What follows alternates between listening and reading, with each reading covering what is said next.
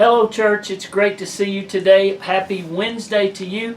It's a beautiful day in the lovely town of Mount Pleasant, North Carolina. The sun's shining. It's hot, but fall is starting to get in the air. In the mornings and the evenings, you can kind of feel a little bit of fall coming on. And man, I'm noticing from our bulletin on Sunday that, lots of life coming back into the church. A lot of exciting things going on. In spite of the pandemic and all the other things, God continues to bless. We have momentum, great momentum. People are joining our church. People are coming to Christ. And Sunday night, we had a great time at the youth group at the Tribe. We welcomed our new 6th graders. We had a large attendance. By the way, Sunday morning was the largest attendance that we've had since we reopened. And it just seems like that's continuing to grow with our numbers. People are starting to feel more confident about coming back to church. And so just lots of momentum. This Saturday, men, I want to encourage you, come out for breakfast. 9 o'clock right here at the church for our men's breakfast. We do it every month, and there's some special things planned. I hope you can be here Saturday. Bring somebody with you. Sunday night, I want to highlight this. Sunday night is our first baptism since the pandemic, and we're going to go to a home, the Hammocks home here in town, in the neighborhood called Oldenburg, right here in Mount Pleasant. 6 o'clock, couple things I want you to do. You need to come. If you've never experienced one of our baptism experiences, it's a sweet wonder. You know, baptism is one of the 2 ordinances of the New Testament church. So I hope you'll come Sunday night. We have a large list of people to get baptized. It could be that somebody listening today, maybe you've been thinking and praying, and maybe baptism is your next step. Please join us Sunday night. Let me know, and I'll put you on the baptism list. Bring a chair, bring your lawn chair, so that we'll have a large crowd. People can sit around and fellowship, and bring a snack, maybe a finger food sandwich or something like that. And we'll share a sweet time, a family time of fellowship at Sunday night at 6 o'clock at our church baptism. It's a precious time, and I can't wait for you to join us. I want to encourage you to come Sunday night. Lots of neat things coming up in the fall. We have our fall festival, which we haven't been able to do things like that. So we're going to do that. We're adding 2 new Bible studies. We're adding a couples Bible study and resuming our ladies Bible study to go along with our other small groups and life groups that we have on Sunday nights at various other times through the week. Just a lot of things going on, and I hope you will get a bulletin and go to our website and our Facebook page, The Movement, and we want to communicate well to you, but man, there's a lot of things going on here at our church. God is good, God is blessing, and CCMP is more alive than ever in spite of everything. So we're excited about that. Let me share just a quick devotional with you today.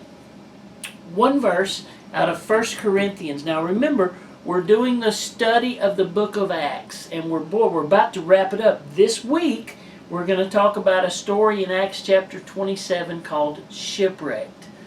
Paul gets on a boat, and he's being transported as a prisoner, and they face adversity and weather, and the ship actually is in a storm, and it breaks apart. And it's an amazing story.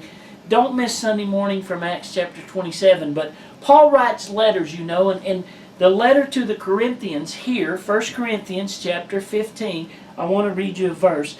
But I want to just kind of maybe summarize a little bit about our study of Paul. Paul's one of my heroes, and today I want to talk to you about Paul's persistence. Let me ask you a question.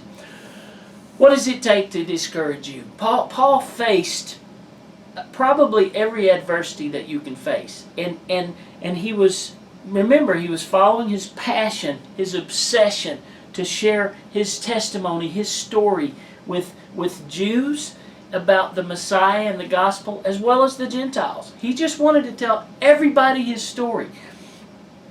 Paul faced an incredible amount of adversity. And so today, I want us to think about Paul's persistence. Our praise team does a song. A couple weeks ago they did. It was called Through It All. And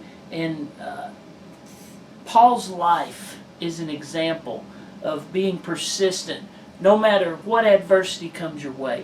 I wonder what you're facing right now. I know perhaps a financial problem, a job-related issue, a family issue, a social issue, whatever, maybe it's an educational challenge. whatever adversity you're facing, be encouraged because of Paul and his persistence. The life of Paul in the book of Acts, incredible. The history of Paul is he persecuted Christians. You know his story. He was an enemy of the Messiah and those who followed Christ and the gospel. And then on his way to Damascus, he was converted because Christ confronted him.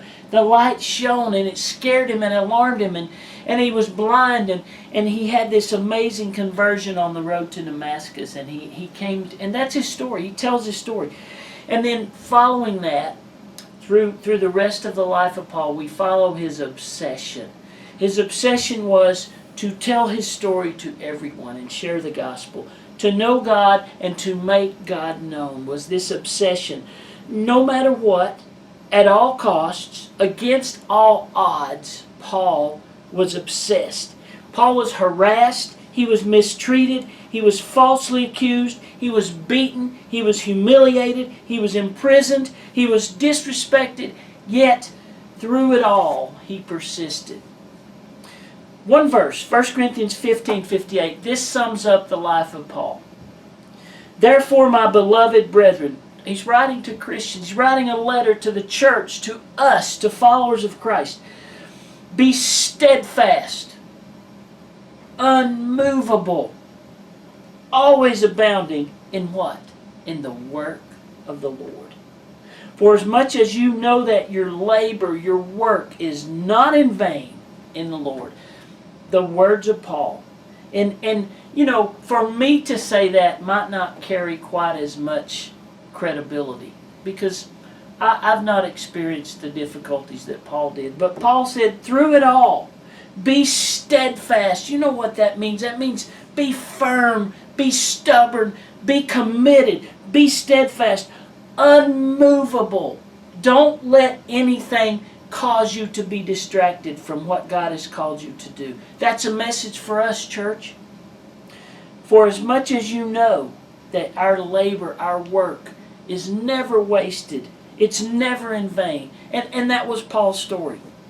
So church, and you as an individual, I want to encourage you today. Be steadfast, be unmovable, be unchangeable, be consistent, be predictable, always abounding in the work of the Lord. Because we know that our work is not in vain. We know that we are investing. There are all around us, there are casualties. There are Christians, and you talk to them and say, well, I used to go to church every Sunday. I used to teach Sunday school. I used to serve the Lord, but, you know, things happened and I got sick and the pandemic. And no, Paul said, no. Don't have a story about what you used to do. Think about what you're doing now for God and His story and His work, and be steadfast. Don't let anything stop you from doing what God has called you to do. Can I give you hope today? In spite of all the hardships that we're facing, God is bigger. God is bigger than disease and cancer and illness. God is bigger than job challenges. God is bigger than the pandemic. God is bigger than your feelings getting hurt. God is bigger than church splits. God's bigger than all of those adversities. God is bigger. And God is with you. And God is for you. So I encourage you. I want to give you hope today. Be steadfast, unmovable, always abounding in the work that God has called us to do. I can't wait for Sunday. A special thing is going to happen Sunday morning. For the first time since we've had to shut down as a church, and now even though we've been back, for the first time, our full praise team is going to be together Sunday morning. We're going to sing a larger worship package, and we're going to stop and we're going to focus and we're going to worship God. Church Sunday is going to be special. I want you to come. Maybe you've not been ready. Maybe you're not ready now. I understand. But if you're ready to come back, we try to be safe. We distance. We wash our hands. We wear masks. Sunday morning's going to be special. I want to thank you for joining me each week. Thanks for joining today. I hope to see you Sunday. God bless you. Take heart. God is for you. Have a great day.